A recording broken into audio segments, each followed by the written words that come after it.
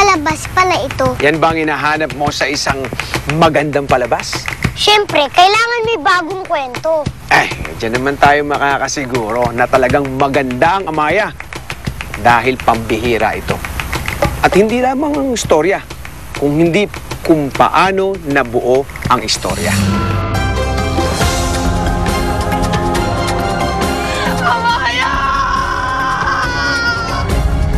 Matagal ng pangarap ng GMA Drama Creative Group na lumikha ng isang kwento na ang pinagbasihan ay kasaysayan ng ating bansa. Pero alam nilang ito'y naghahanap ng tamang panahon. 5, 4, 3, 2! Take 2! Dahil nang muling ibida ng mga manunulat ang epic series ito, ito ang natatangi nilang kwento. Nakinig ang lahat. Dahil ibinase ang kwento ng Amaya sa kasaysayan ng ating bansa bago dumating ang mga Kastila, naging maingat sa bawat detalye nito. Kaya kinakailangang sumangguni sa mga eksperto. Ito yung katatuan, no? The datu. Kailangan maging malinaw sa inyo ano ang Pilipinas or Central Visayas bago dumating mga Kastila. Ginagamit lang history bilang setting ng Amaya.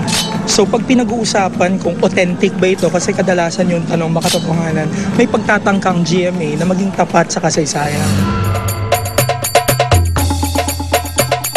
Ang Amaya ay tungkol sa isang prinsesa, sa isang binukod, at yung pagkadapa niya mula sa pagiging prinsesa hanggang sa maging isa siyang kuripon or slave. Tapos kung paano siya mag-rise ulit para ma-fulfill yung kanyang destiny. Sobrang suklaw ang nararamdaman ko dito sa loob ko.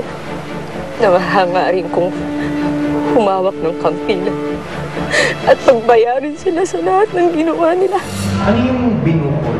Itong mga binukod na to ay mga pinakatatanging anak ng mga datu. Para gawing binukod, nilalagay nila to sa isang as pinaka-atik or bukod.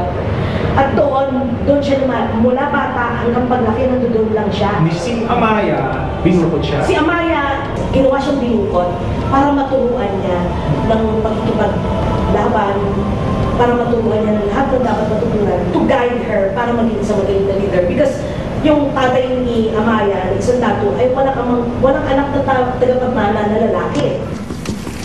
Yeah! Ha! Ha! Liksin ang katawan ang kailangan mo, Amaya, para matalo ang iyong kalaban. Sa pagbuklat nyo ng bawat pahina ng kasaysayan ni Amaya, iba't ibang kwento ang inyong matutunayan. Pag-ibig, pagkabigo, digmaan, paghihiganti. Lahat isasalaysay sa pamamagitan ng kauna-unahang epic serye sa Philippine television.